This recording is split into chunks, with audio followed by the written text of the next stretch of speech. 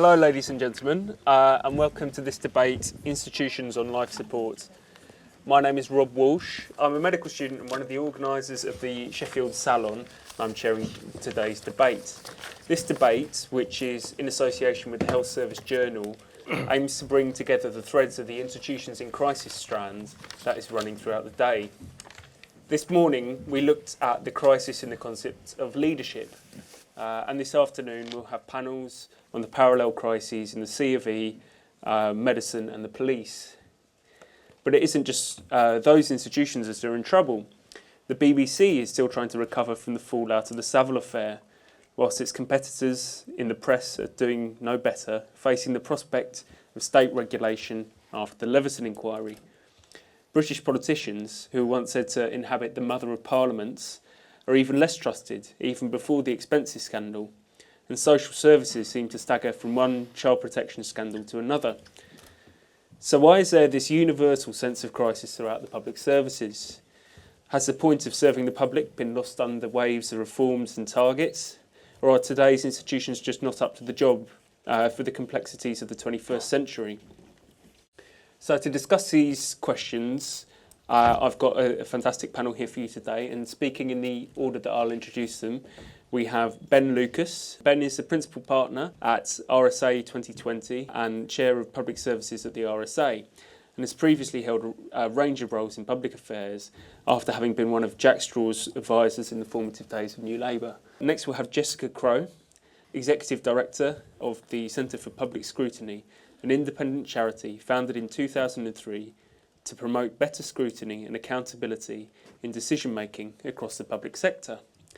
Amongst other roles, she was previously a councillor and Deputy Mayor of Hackney Council. Next we'll have John Holbrook. John is a barrister specialising in public law.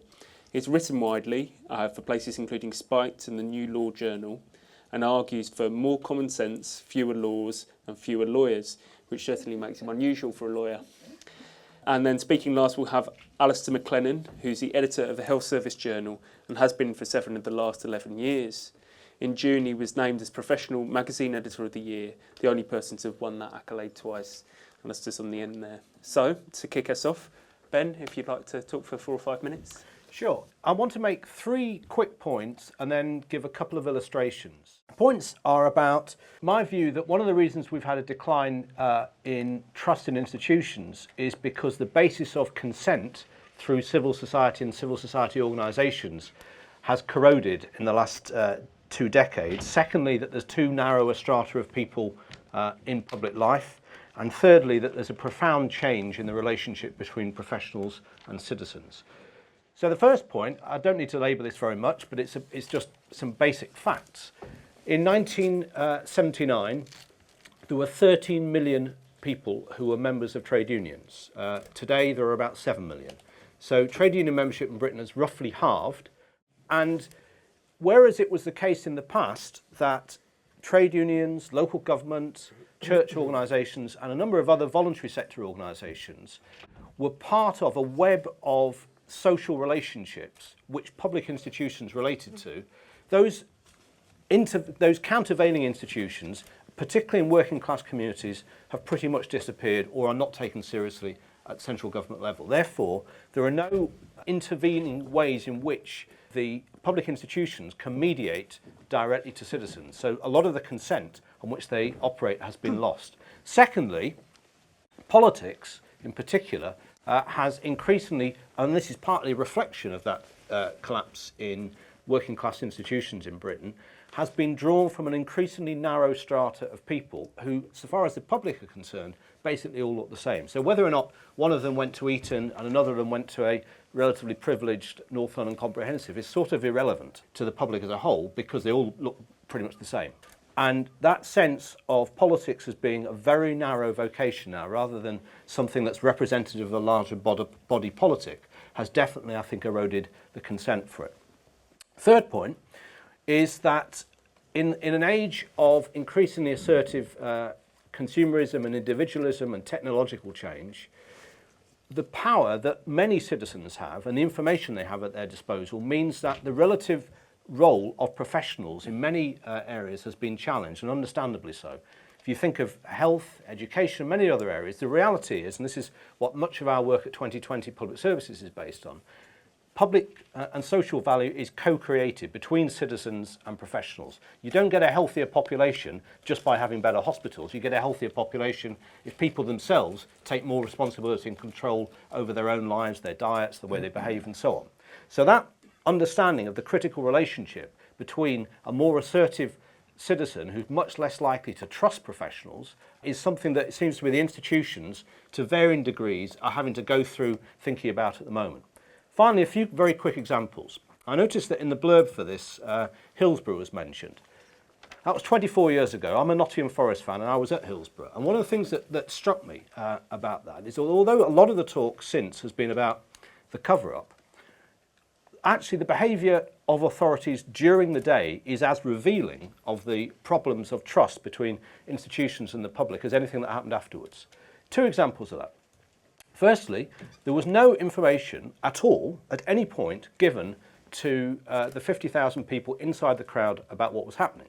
So although in front of you could see literally dead bodies on a football pitch, Kenny Dalglish, the Liverpool manager, was instructed to issue a statement from the dressing room, so he couldn't see what was happening on the pitch, to say that the police were calling for calm and the game would be restarted as soon as possible.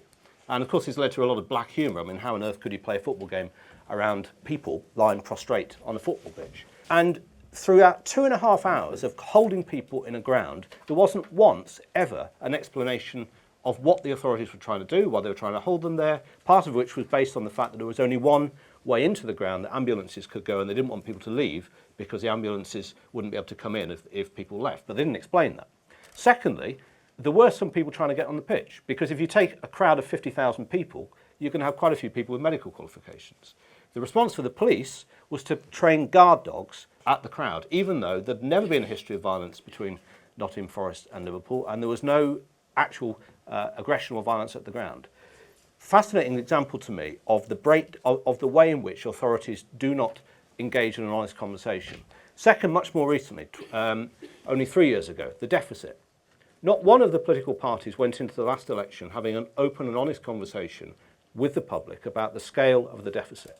And I suspect we're going to go into the next election with no honest conversation about the long-term demand challenges that public services in Britain face. And if you don't have an honest conversation, you don't try and think about how people are going to be able to take more responsibility and build up social institutions that will enable them to take more responsibility, then you're going to continue to have the long-term decline in trust and legitimacy in institutions that we've seen over the last 2 decades in Britain. Okay, thanks a lot, Ben. Jessica. Okay, thanks very much. So I wanted to say 3 things broadly. Firstly, let's not overdo how much of a crisis we're in. And I want to say sort of 3 things about that. Firstly, it was ever thus. So there was a poll of people who were asked what do they think of their MPs, and the vast majority said they're all in it for themselves. They put the interests of themselves and their party over the interests of the country and the national interest. And that was in 1944, at the height of, just before the D-Day landings, when the whole country was sort of supposedly pulling together. So nobody's ever liked MPs, is the first thing. Secondly, actually public satisfaction, particularly amongst people who actually use public services, is really high and has been for a number of years at the highest it's ever been. And in some cases actually rising, notably in local and services provided by local authorities. So, let's not forget that there might be a difference between people who actually use services and the sort of common commentators and Twitterati. And thirdly, is it a problem if we're actually a little bit sceptical and a little bit untrusting and questioning of what those with authority and in institutions say? So we don't want to be kind of faced with a sort of Stepford Wives situation where we all say everything's perfect. However, I think there are some things that should concern us, is my second point. Firstly, there is rising public concern about the future of public institutions. And I think this is related to the impact of austerity. There are 31% of the public are now worried about the potential impact of austerity on public services and things that they rely on. And perhaps more worryingly, sort of underneath that, if you unpick that kind of overall figure, certain groups and certain public services show varying levels of dissatisfaction. And this should be worrying for politicians, because one of the groups where dissatisfaction is rising is the elderly, who are more likely to vote. So there's an issue there. but also I think some issues around inclusion and community health, that things like the people who use services for the disabled, again, are showing higher levels of dissatisfaction. So there may be some breakdown and differential levels of mistrust that we need to think about.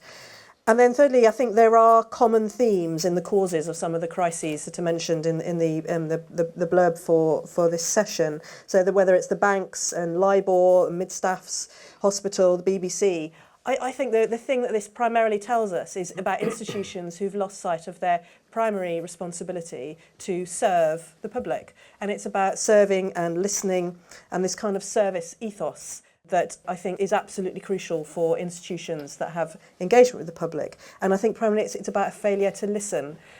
So you get a kind of a good, throughout the last government, there was a heavy emphasis on management, on performance indicators, on improving performance, and that had really good outcomes. That people weren't waiting on trolleys for hours and hours when they went into NE. So it's important to focus on those basics. But I think too much of that upwards accountability means you don't necessarily listen to what's actually happening amongst the people who are experiencing and indeed providing those services. It's about listening to the stories of people is as important.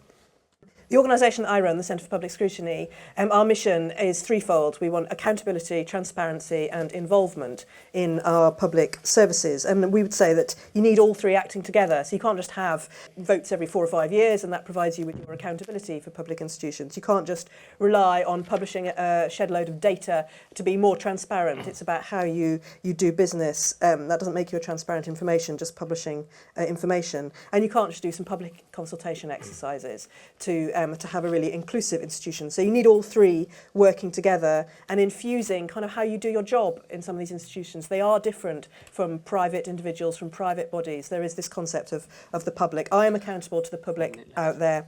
What would they think? Would I be worried if people find out what I was doing? And how can people outside influence the powerful? So I would say we need a rethink of the culture in our public institutions to restore and or maintain trust, not just because it would be a good thing, not just because institutions are in crisis, because I think we shouldn't overplay that, but because it will lead to better decisions and outcomes from the money that's invested in some of those public institutions, because by and large we're talking about public money, and it will help them be better at what they do in serving the public and perhaps avoid the slightly doomsday scenario which describes this session.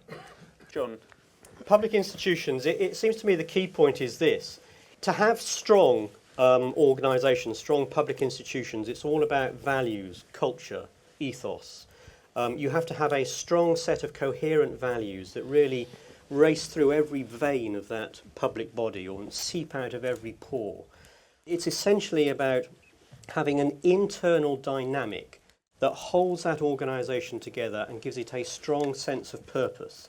That, after all, is really what public service is about. It's about knowing what it is you are trying to achieve and having values that enable you to meet that objective. Now, that's perhaps easy to say, but let's just think that through a bit. 90 years ago, Britain had an empire. It was an empire that spanned 1/5 of the world's population. Now, I'm not going to advocate that we try and rebuild an empire, but the only point I want to make about this is that you have to acknowledge that that was a very impressive organisational accomplishment. And just ask yourselves now, is that the sort of thing any of our institutions could achieve? Clearly, the answer is no. I mean, let's just focus on the military for a moment. 90 years ago, the military had a clear sense of what they were about taking control of populations, people and land.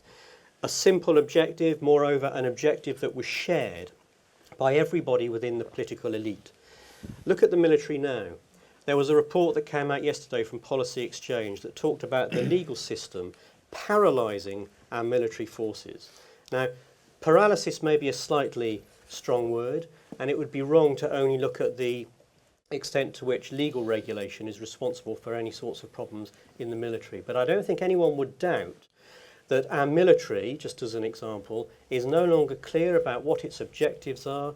The politicians aren't clear about what its objectives are. You see the debates you have over something like humanitarian interventions. Is that really what the army are about? Is that really what the army can deliver?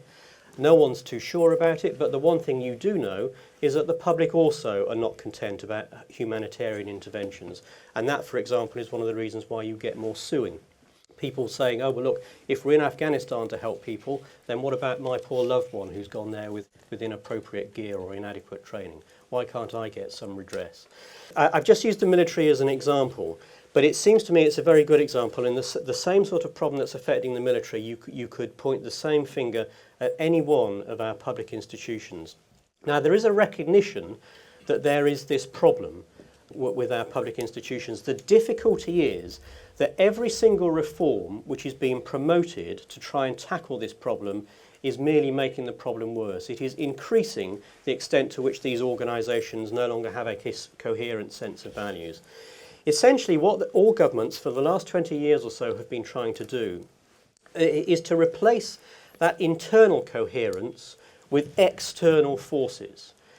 They're almost giving up on the idea that organisations can know clearly what they're doing, and they're trying to force a certain agenda or a certain behaviour onto each public institution. You see that clearly with things like targets. Targets set from on high. I don't think you can have targets because the way organisations work is just far too sophisticated for any sort of target to be able to properly set an objective. That's been tried. It's now not been abandoned, but the government recognises its shortfalls. So it's introduced, particularly over the last few years, regulatory organisations such as Ofsted, the CQC, the IPCC, the Health and Safety Executive, and so on and so forth. External institutions that are supposed to keep a watching eye on these organisations to make sure they work properly. But as we know from many of the scandals that have unfolded over the last few years, and take the Orchard View care home scandal that broke yesterday, that institution was given a good rating by the CQC. Litigation, I've mentioned that's another external way of trying to get organisations to be better. Customer pressure, which I know some speakers from the floor have spoken about, that's another way of trying to give some direction to these institutions. The use of hidden cameras, something that's been suggested this week. I mean, all of this is about keeping a watching brief on what these organisations are doing. It will not work. The only way these institutions can be made to work properly is by internally them knowing clearly what they are about and having the values that enable them to perform those tasks. Okay, thanks a lot, John. Alistair. Thanks very much. Always a danger going last that everybody that spoke before you will have said things that you wanted to say, and I agree with 90% of the of what has been said. Knowing that I might be in that position, I'm going to take a slightly different approach to the institutional crisis, and obviously, as you might imagine, I'm going to talk about the NHS. It was Philip Larkin who wrote that religion was a vast moth-eaten musical brocade created to pretend we never die, and Nigel Lawson who declared that the NHS was the nearest thing the English have to a religion. And it is the expectations which flow from such a relationship which threaten the NHS as the kind of institution we have known. Simon Stevens, who was Tony Blair's former health policy advisor, intellectual driving force behind New Labour's health reforms, many of the targets talked about there, and very possibly the next leader of the NHS, had a framed newspaper headline above his desk in number 10 to remind him of the inherent futility of his job. It read, "NHS in crisis as people live longer." So the NHS is an institution in crisis. But it's not the crisis captured by headlines bemoaning hospital scandals or uncaring nurses. Not that those aren't issues, but that's not the crisis. Truth be told, as actually has been mentioned before, satisfaction in the NHS is holding up remarkably well, given the tightening financial situation it operates under. No, the true crisis is largely existential in nature. I can get away with talking about existential crises in this forum. I'm not allowed to do it when I'm writing editorials for HSJ, so I feel quite freed up to be able to talk about it. Modern science offers such hopes for extending longevity and well-being that the gap between what will soon become possible, what the NHS can hope to offer, can only widen. Now, the coalition, we've talked about external consumer forces being applied to the NHS. The coalition has introduced the friends and family test, in which every patient will be asked, would you recommend this service to friends and family? Giving the NHS the equivalent of what the private sector calls a net promoter score. There are many problems with the methodology of this friends and family test, but it's not why that will struggle to give the NHS a view of the dangers, what I think the real dangers are ahead. Who do NHS hospitals treat? Increasingly, the patient mix is dominated by people in the 70s and 80s. Trends in gender longevity being what they are, those people are mainly women. Are these mainly elderly women happy with the service they get? In large cases, of course they are. They have grown up in a society which viewed the NHS as a welfare safety net. I remember a senior figure in NHS Scotland telling me that the biggest drag on their efforts to deal with the very poor health outcomes that that country has was the fatalism of the people, of the population. They expected to get ill as they got old. And any few and to fall over, and when they fell over, the NHS would come along and care for them. And any extra years that the NHS could buy them, well, that was a bonus. Compare the attitude with that which we developed by many people in this room today, people say under 25 years of age, who, if you avoid the epidemic of lifestyle diseases, so don't get fat, don't get a sexually transmitted disease, don't become an alcoholic, etc., you can reasonably expect to live to witness the period when it is declared that we have achieved escape velocity from the diseases of ageing. DNA testings are becoming increasingly popular. I've had mine done courtesy of a US organisation called 23andMe. When I first researched the test, it was priced at $299. When I bought it just before Christmas, a few months after that, fallen to $99. Sequencing the entire human genome has fallen from $10 million to $10,000 in 4 years. My results received that I'd identified a raised chance of developing Alzheimer's, and sadly many of us will clog up pathways as we troop into consulting rooms with data the NHS is years away from collating and ask for solutions the NHS, not as you said, any health service system is not equipped to provide. However, as tailored therapies based on genetic analysis begin to develop, those who are well informed and have the means to do so will be exploring those developing cures and mitigations. Wherever they're developed. There are already thousands of those people. Soon there'll be tens of thousands. Then there'll be hundreds of thousands. Will they be satisfied with what an NHS, whose resources will have to be focused on caring for multiple morbidities of older people? I very much doubt it. It is this that poses the greatest challenge to the previous reliance on the NHS as the answer to all health problems, the very thing which underpins its status as the best loved British institution. Okay, thank you very much, Alistair. Let's throw it open to the audience. Thanks very much, Claire Gerardo from the Royal College of GPs. Fantastic talks. My sense is that a fish rots at its head, and the prevailing culture we have at the moment is one of cruelty, it's one of separating us from our kins, it's one of blaming the sick, distancing ourselves from the unworthy poor, such as immigrants, and distancing ourselves from the unworthy sick, such as those who dare to have lifestyle problems.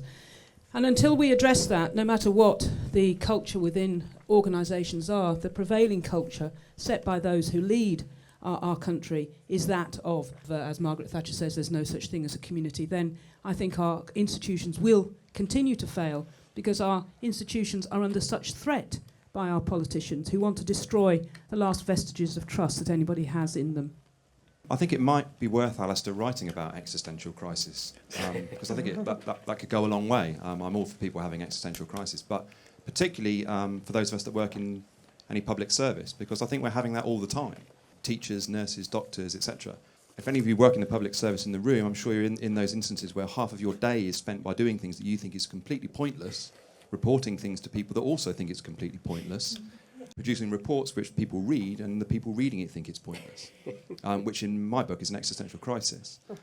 So my question to the panel is, how is it possible for public institutions to break free of this? I think a good starting point is to ask those questions and to be very honest about ourselves. Because the degree to which institutions are in crisis, I think, if anything, we're understating.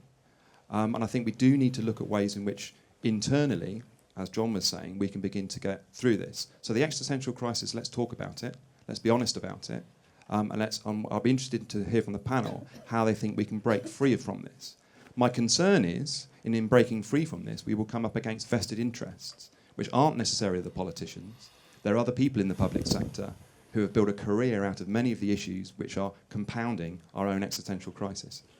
Ben, I want to talk about specifically the decline of working class institutions that you talked about. And as someone who went to a Labour conference in Brighton recently as a steward, you can tell the sheer just middle class snobbery that exudes from that organisation, the contempt for, the little people who are quite clearly not capable of running it. And you can see that runs through the managerialism of public services, where nurses to managers ratios have gone the wrong way, where there's more managers now to nurses, and the process of actually having less hospital beds since Labour came in, because what the little people want, more beds in hospitals, is actually not what's really needed according to the professional experts. But you talked about, there was a bit of negativity in it, that you couldn't see where these organisations were coming from. I don't work in a public service, but I'm going to every fan-owned club in England and Wales. I think they're the new working class institutions where they actually run the football clubs themselves. They're the ones who run the facility. And obviously the way it's run is far superior, and they feel ownership over it. So the only good thing, and of course Jessica talking about how people were more positive about services operated locally in their areas which they felt they had more control over and therefore more authority. To wrap it all up, the guy I met who at the Labour conference who was actually quite good was Maurice Glassman, who talked about how if you really want to, make it better for public services or services that we expect to be provided to be respected and continue to work, it's actually to throw them back to the pre-welfare state Labour tradition of having it operated locally, so credit unions, mutual societies which are run not by well-off middle-class people but working-class people on the ground themselves. And could that be the future for what we consider to be public services? Just a riposte against localism, really. My local hospital is Trafford General, which is the first ever NHS hospital, which the local community is rightly proud. But it's awful. I mean, it just wants razing to the ground, burning down. It needs to be forgotten about. And yet the localist campaign, and everybody wants localism and transparency. The local campaign is just entirely focused around saving our local hospital, and not around providing really efficient, really good public health service, which they could do in two much better local hospitals that we have. A similar issue, I think, is happening in the Labour movement, where many of the trade unions, having realised that there's a problem with organising around labour, are now trying to organise around the community. And organising around the community means organising around lots of disparate groups who have no real unifying purpose, and where community organising inherently involves dividing the community rather than uniting it. So that's not an answer. That's not what's the answer. That's maybe a question around some of the solutions that are being proposed, and I don't believe particularly work. Yeah, and I think there has been a crisis in institutions that is really remarkable in England, which was the country, more than any other country in the world, that just had institutions par excellence. You had political parties, unlike any other country, really down to every neighbourhood from Parliament in the local Labour or Conservative club. You had a public service with a public service ethic, unlike any other country. And also very strong institutional cultures, such that every institution was almost its own country, with its own language, its forms of regulation. Very informal, but very powerful. And you had a massive shift in the 90s, particularly, where you had the subjugation of institutions to central state control. Since then, the change has been massive, such that I think that probably we have more institutional crises than any other country in Europe, going from the strongest to the weakest, I think. I think there's almost we've lost the capacity for thinking about institutional failures. So whenever there's a care homes failure or whatever, it's a question of who can we blame. And so all the kind of problems with procedures or whatever are always placed on one individual who everyone conspires to get out. So there's a complete inability to think in collective terms of how these things are organised. I think every solution always makes things worse. So I think the point about targets and transparency were the two primary solutions to this.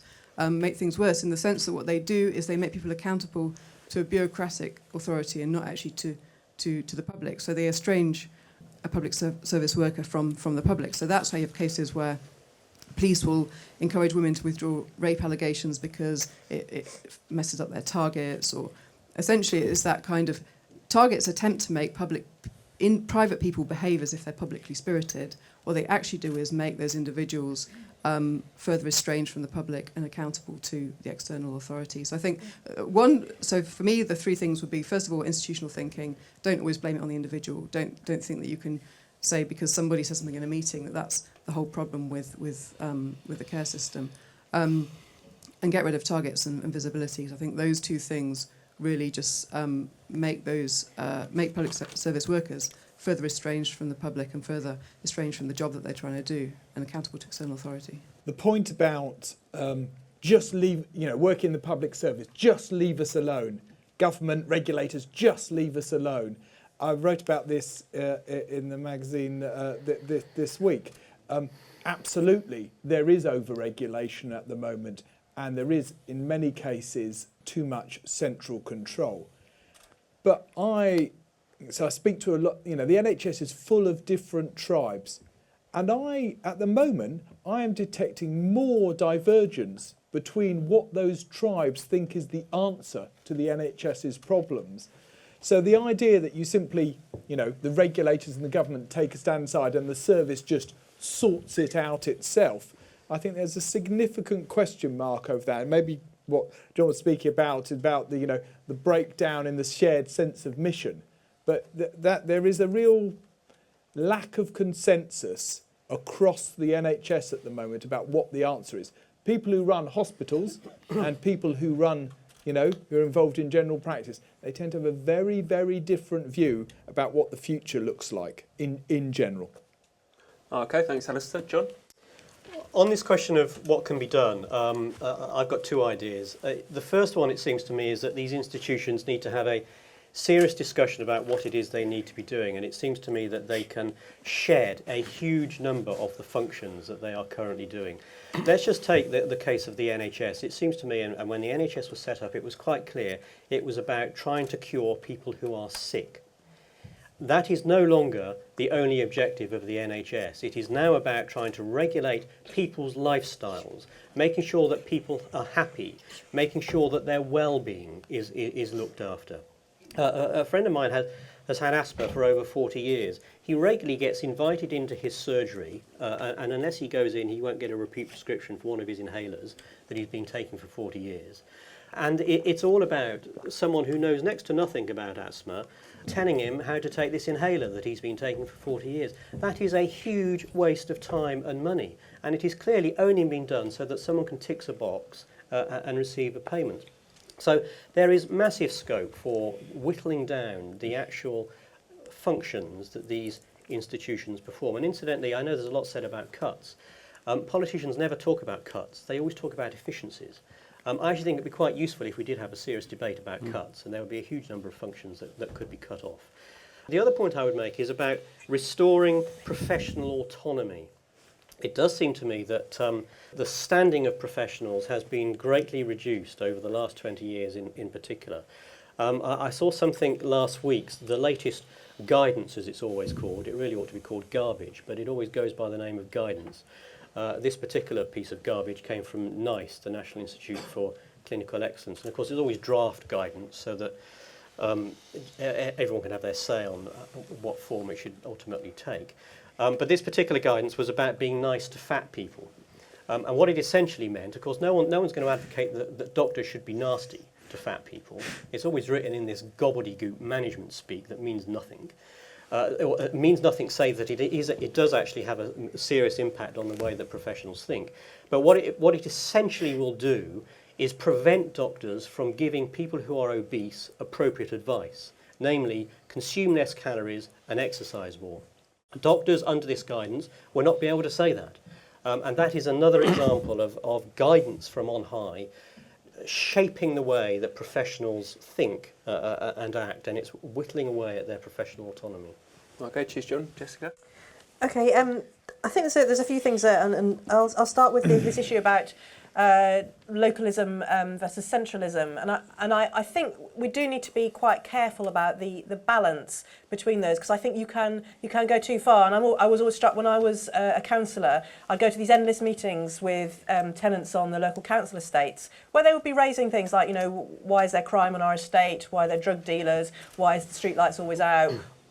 Reasonable questions, but they had to go to they had to go to a meeting and be empowered to have a conversation about it and to raise these. But people who lived in the middle class streets could just sort of rely on that. And so I do think that we shouldn't expect people to have to go and sort of agitate and work together to get decent public services. They should be there. And so we shouldn't expect people, to have to engage and lobby and get involved in running things themselves when all they want to have is a decent life. And, we do expect people too often to do that. I remember there was an example proposed by one of the ministers in the last government, sort of talking about the brilliance of this hospital that had been built by the community in the Chicago project, which is great given that they didn't have one. But why should they have had to agitate and build their own hospital? We need to have a national system which does provide, some basic standards.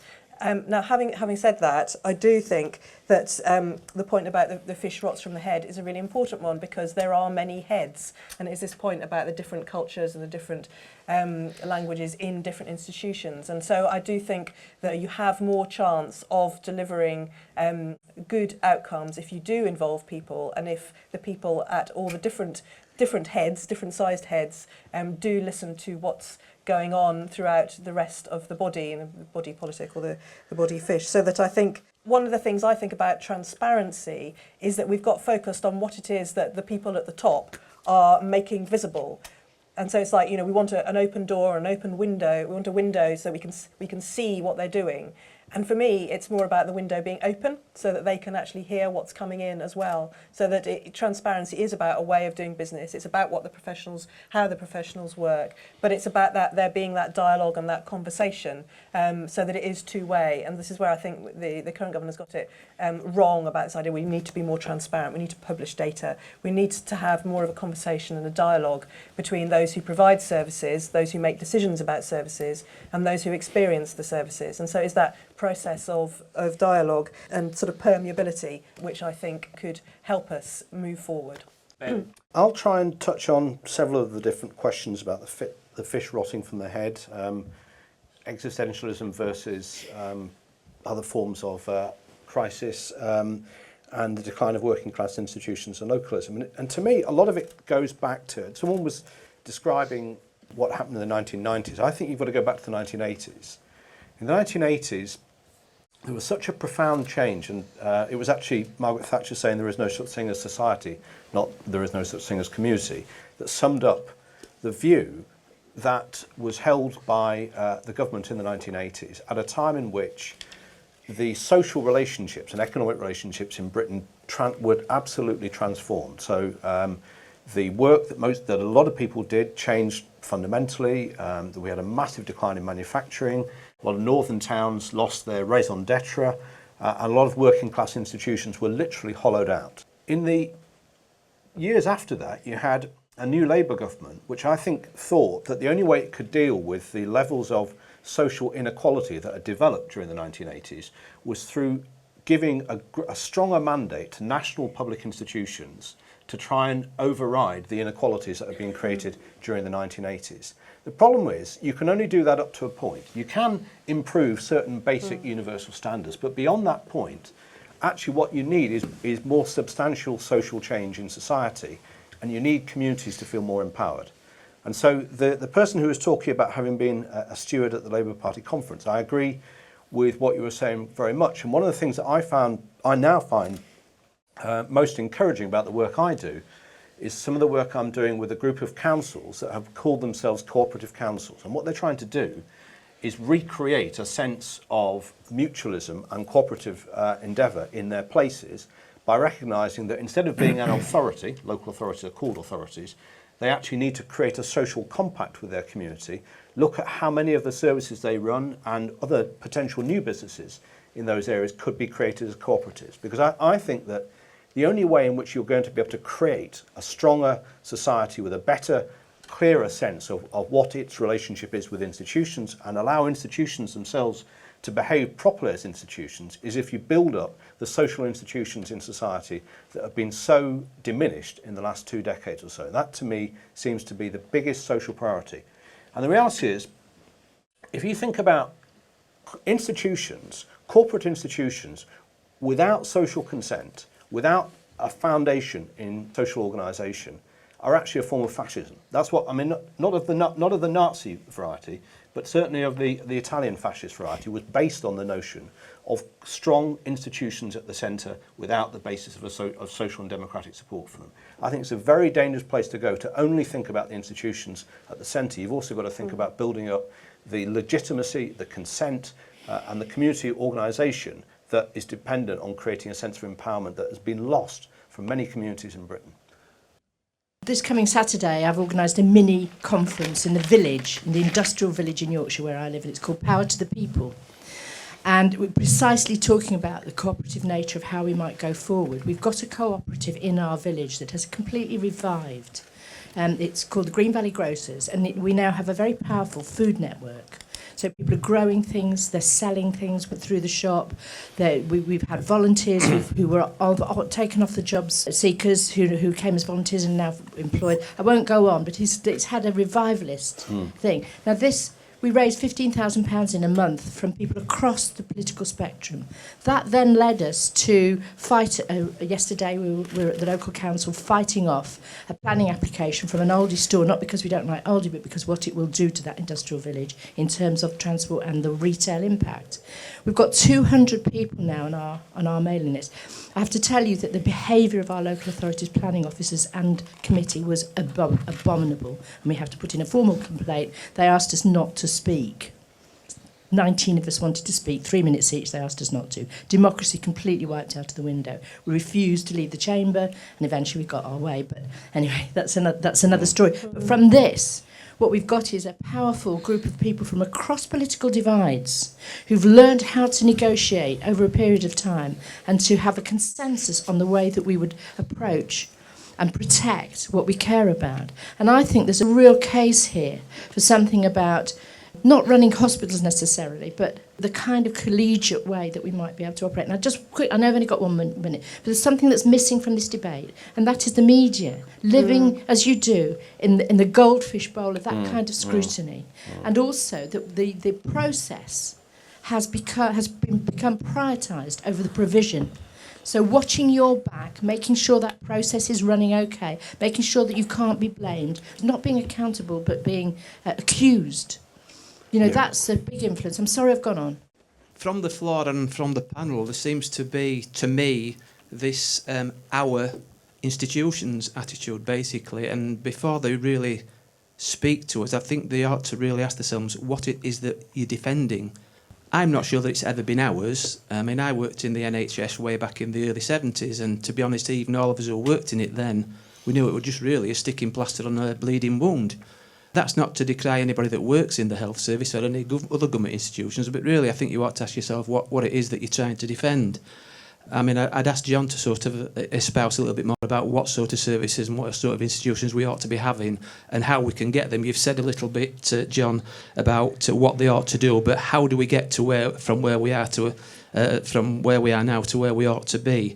This little bit about the community, working class input, cooperative and mutuals. I mean, come on, you must have your rose-coloured glasses on. I'm pretty working class. The working class have never been represented as an open political demos in any institutions or in any political movement. If you're talking about the Labour Party and its working class institutions, you're talking about an infinitesimally small percentage of people that were politically active in any of those things. So you really start asking yourself about what you mean by working class institutions and things being ours. I want to make 2 points about purpose, because it was raised earlier as being something that could unify people around a common set of values to drive the performance of institutions. I work as a management consultant, so I work in private sector, and I've been doing a lot of work in NHS recently. That's an observation. The purpose which an organisation is there for, I think, is really important to understand, because I think a lot of institutions get stuck in this is what we do rather than this is what we're there for. And when you look at the question of purpose, so in the NHS that might be to care for people, that seems quite clear and obvious. But what happens is that each organisation then splits itself into functional units, which gives itself targets, which then drives the behaviours within the organisation.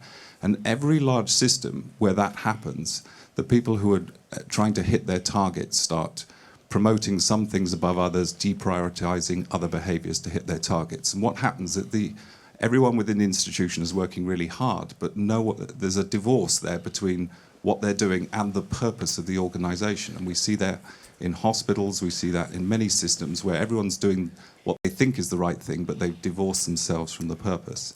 So I think it's really important that organisations and institutions seem to be really clear what their purpose is, and that in that purpose lies the targets that drive the behaviour of the system, not everyone chasing their own local ones. The problem with the NHS isn't there's too many old people, there's too many single people. If you think about a couple, if one of them gets sick, the other one becomes the automatic living carer.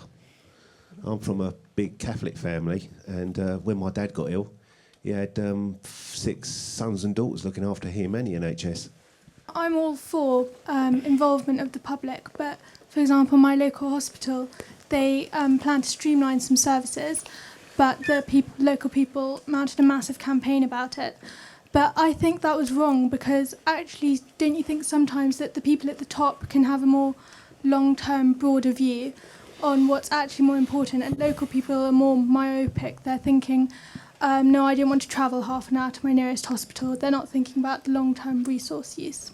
With this whole discussion of there needing to be more talking between the people and the institutions, surely that's a two-way street. I was recently asked to speak in favour of the NHS at a public speaking competition, and I have to say, before I started my research, I was terrified. I thought no one would accept my arguments. I mean, why would you? The NHS is failing. We're told that all the time. And then I did my research, and I suddenly realised that basically the media was lying to me. I mean, the NHS as an organisation, it's the second largest employer in the world after the Chinese Red Army, or at least it was at the time that I did my research. And I thought, well, for an organisation that large that doesn't have a military discipline, it works surprisingly well for 99% of the people. It's the envy of the arguably last remaining superpower in the world, who literally tore itself apart these last 2 weeks, trying to figure out how to implement a similar system. We need to figure out how to tell the people that our systems work, not just that they don't. Okay, thanks a lot. Two sort of divergent views about what I was saying about the importance of cooperatives, working class institutions, communities and so on. I mean, to me, you know, we can have a whole sort of debate about the history here, but a lot of social change was about social organisation in community. And there's no doubt that in many communities, including communities I grew up in, and judging by your accent at the back there, maybe where you grew up in, social institutions were stronger and more vibrant 2 or 3 decades ago than they are now. And I'm not just talking about political ones. I'm talking about sporting ones, for instance, organisations that were associated with large workplaces that created football leagues, cricket leagues, that were also about social engagement, that were about adult education, all of which are much diminished now. And those are a rich layer of institutions that, it seems to me, a society depends on it. And we have got a particular cultural and political problem in Britain. And so I think a big focus for politics, if you care about social change in Britain, has got to be about recreating social engagement from the grassroots upwards in order to empower people to take greater control. The other thing I'd say about that is that when it's said that the problem with local people is that they take the wrong decisions, as for instance is evidenced by their opposure of the way that they oppose local hospital closures, it seems to me actually local people are acting perfectly rationally when they do that. Because I certainly buy the argument we've got far too many A&E hospitals, and we ought to refocus priorities and resources on GPs and on primary care. But we haven't done it at the moment. So if I'm faced with, as an individual with a choice, what do? I'm going to go to the A&E. Because until I know that I'm engaged and my community is engaged in a proper choice, which we're not at the moment, we're just presented with decisions, then it's not surprising that you get opposition to those decisions. Okay, fantastic. Jessica?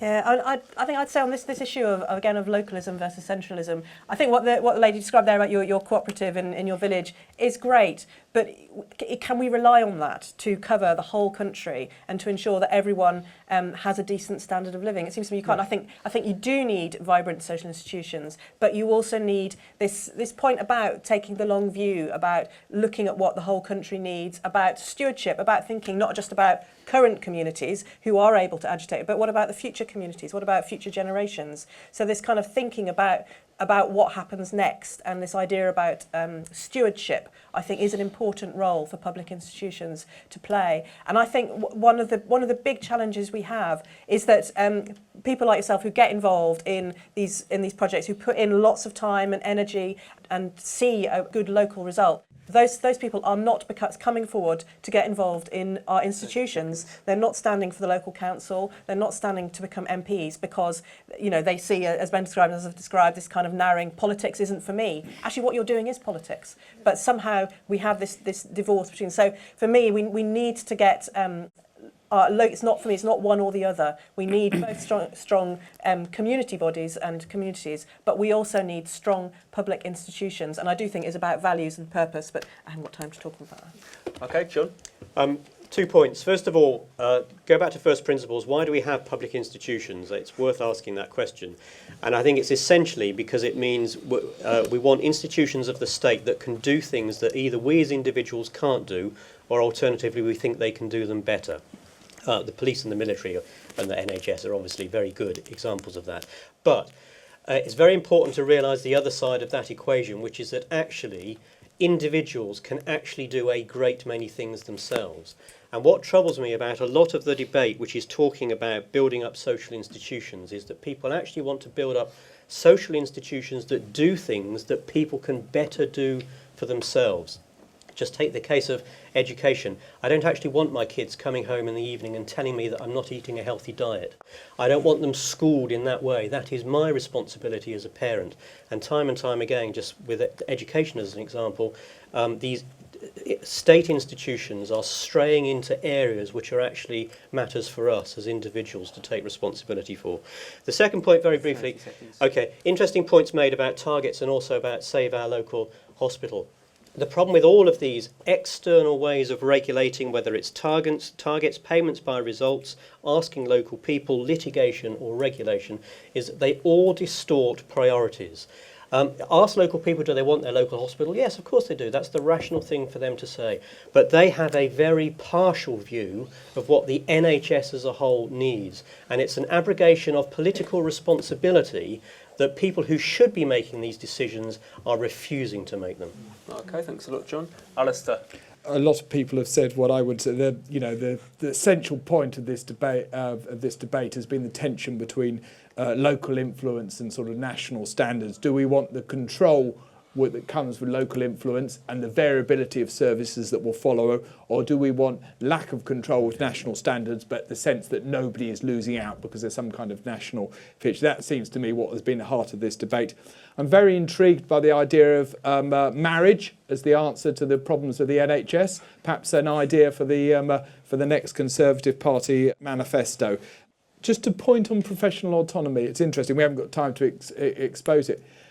Variability is the curse of the NHS. A lot of that, not all, a lot of it is from professionals doing what they want to do, and in large case ignoring nice guidance. Most nice guidance is ignored. And I think that is a really interesting tension about it. How much are we prepared to let professionals, people who deliver our services, make their own decisions if it produces a variability in the level of service we receive? Okay, fantastic. Let's thank our panel.